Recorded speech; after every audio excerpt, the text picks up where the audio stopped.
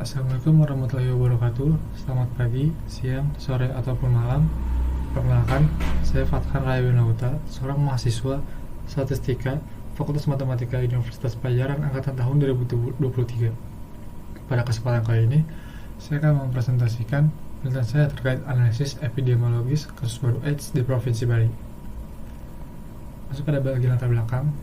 Yang pertama ada AIDS. AIDS sendiri merupakan tahap lanjutan dari infeksi Human Immunodeficiency Virus atau HIV yang dapat menyerang siapa saja tanpa memandang usia, jenis kelamin, maupun latar belakang sosial. Berdasarkan data nasional, HIV atau AIDS masih termasuk dalam kelompok penyakit menular yang memberikan kontribusi signifikan terhadap beban kesehatan masyarakat di Indonesia. Provinsi Bali itu sendiri tercatat sebagai salah satu provinsi dengan jumlah kasus HIV atau AIDS yang relatif tinggi dibandingkan provinsi lain. Dengan demikian, penelitian ini dilakukan untuk menelaah kasus AIDS dari sudut pandang epidemiologis dengan fokus pada Provinsi Bali. Pendekatan ini diharapkan dapat memberikan gambaran pola distribusi penyakit serta menjadi dasar dalam merumuskan strategi pengendalian AIDS yang lebih efektif dan kontekstual. Adapun rumusan pasal dari penelitian ini adalah 1. Apa saja faktor agen host environment kasus AIDS? 2. Bagaimana sebaran kasus AIDS di setiap kabupaten kota di Provinsi Bali? 3. Bagaimana simulasi desain studi epidemiologinya? 4. Apa implikasi hasil penelitian terhadap kebijakan pengendalian AIDS yang berfokus pada sisi epidemiologis berbasis wilayah di Bali? Tujuannya adalah 1. Mengidentifikasi faktor agen host environment. 2. Menganalisis incidence rate dan pola sebaran kasus AIDS di Provinsi Bali tahun 2020 hingga 2024. 3. Merancang desain simulatif studi epidemiologi. 4. Memberikan rekomendasi kebijakan pengendalian AIDS di Provinsi Bali berdasarkan hasil analisis epidemiologis. Lalu batasan pada penelitian ini ialah pertama, ruang lingkup penelitian hanya dibatasi di Provinsi Bali, sehingga hasil penelitian tidak dapat digeneralisir untuk wilayah lain di Indonesia. 2. Analisis ini hanya mencakup pendekatan epidemiologis deskriptif. 3. Penelitian ini tidak membahas aspek klinis, perilaku individu secara mendalam, maupun efektivitas terapi medis, melainkan berfokus pada analisis statistik berdasarkan data agregat wilayah. Selanjutnya, masuk pada bab 2 yaitu tinjauan pustaka. Yang pertama ada pengertian AIDS. Seperti yang sudah dijelaskan tadi, AIDS merupakan pengembangan dari virus HIV yang menyerang dan merusak sistem kekebalan tubuh manusia, khususnya sel CD4. Virus ini sendiri berkembang dari HIV yang tidak diobati selama kurang waktu sekitar 10 tahun.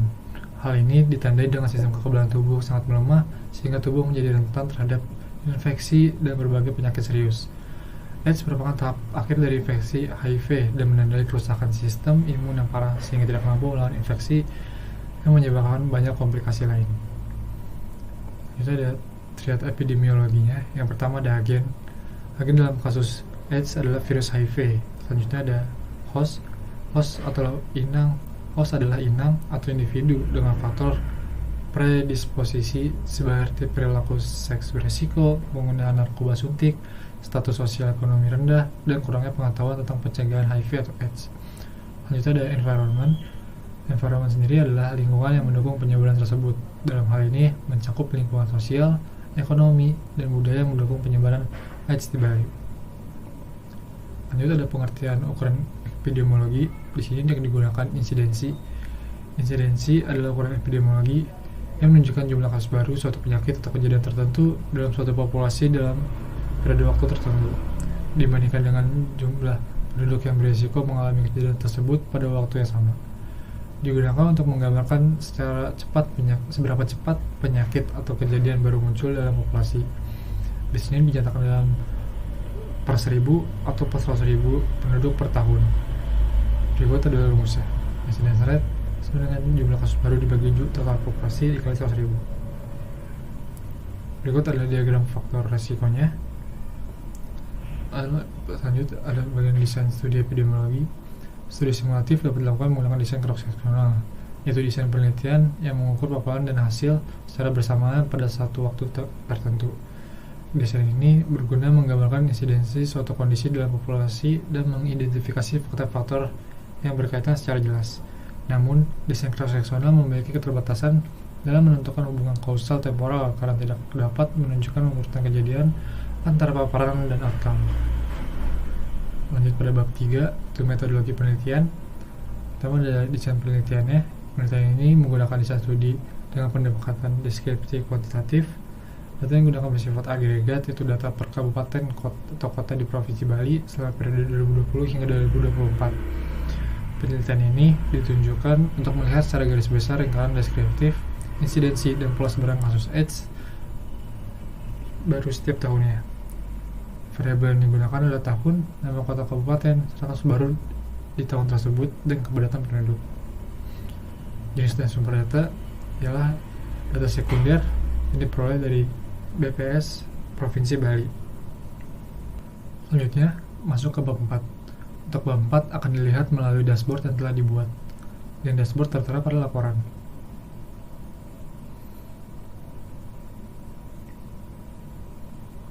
Berikut adalah dashboard yang telah dibuat. Berikut merupakan halaman pertama dashboardnya. Di sini itu peta persebaran, terdapat informasi terkait total kasus baru AIDS, total penduduk, terdapat peta interaktif untuk kabupaten atau kota di Provinsi Balinya. Lalu terdapat juga untuk total kasus baru AIDS, perbedaan secara persentase untuk tahun sebelumnya. Sementara untuk total penduduk, perbedaannya tidak secara persentase. Di sini juga dapat dilihat tahun yang akan ditunjukkan pada dashboard setiap tahun 2020, karena data bermula dari tahun 2020 sehingga tidak ada perbedaan secara persentase dibanding tahun sebelumnya. Untuk 2021, tahun 2021 kasus AIDS menurun sebanyak 43% dari kasus 2020. Untuk tahun 2022 kasus AIDS-nya meningkat sebesar 27%, dan total penduduk meningkat sebanyak 32.000 penduduk, di mana penduduk terbanyak itu ada Kabupaten Buleleng yang pada tahun 2022 jumlahnya ialah 803.000. Itu pada tahun 2023 jumlah kasus baru AIDS meningkat sebesar 238% dibanding tahun 2022, dengan peningkatan terbanyak itu berada di kota Denpasar sebanyak 898 kasus baru AIDS, dan sementara total penduduknya hanya meningkat sebanyak 30.000, tetap pada di Kabupaten Buleleng. Pada tahun 2024 menurun sebanyak 61% dibanding tahun 2023. Lalu selanjutnya halaman selanjutnya itu dapat temporal. Di sini terdapat line chart. Untuk yang pertama adalah tren total kasus baru AIDS Provinsi Bali. Langsung pada provinsi itu tidak dipisah secara kabupaten dan kota. Di sini seperti yang sudah dilihat sebelumnya, terdapat peningkatan sebesar 200% pada tahun 2023 sehingga mencapai hampir tahun 2000 kasus baru. Lalu menurun lagi pada tahun 2024, menurun sebanyak 70%, 60-70% dari tahun 2023. Untuk lebih detailnya, di sini dapat dilihat bahwa peningkatan yang cukup berbeda dari tahun ke tahun, yaitu dari tahun sebelumnya itu peningkatan pada Denpasar antar kabupaten kota lain pada setiap tahun cenderung memiliki kasus baru AIDS yang sama dari tahun ke tahunnya. Untuk total penduduk sendiri tentu saja meningkat dari tahun ke tahun, dengan detail untuk setiap kabupaten kota meningkat hanya tidak terlalu signifikan. Halaman selanjutnya yaitu untuk analisis epidemiologisnya. Seperti yang tadi sudah dijelaskan pada laporan, bahwa ukur epidemiologi yang digunakan ialah insidensi dengan rumusnya jumlah kasus baru dibagi total populasi dikali 100.000. Berikut adalah peta interaktif yang memuat insidensi kasus baru AIDS pada provinsi Kota Bali. Di sini digunakan pada tahun 2024. Lalu terdapat juga informasi terkait bagaimana cara menginterpretasikannya. Misalnya pada tahun kita pilih Denpasar, pada tahun 2024 terdapat sekitar 41,9 atau 42 kasus baru AIDS pada setiap 100.000 penduduknya. Oke, melihat yang banyak tadi pada tahun 2023. Di sini boleh dilihat bahwa insidensinya sebanyak 119 atau 120, sehingga pada tahun 2023 terdapat sekitar 120 kasus baru AIDS pada Denpasar untuk setiap 100.000 penduduknya. Berikut tren insidensi untuk kasus baru AIDS di Provinsi Bali dari tahun ke tahun.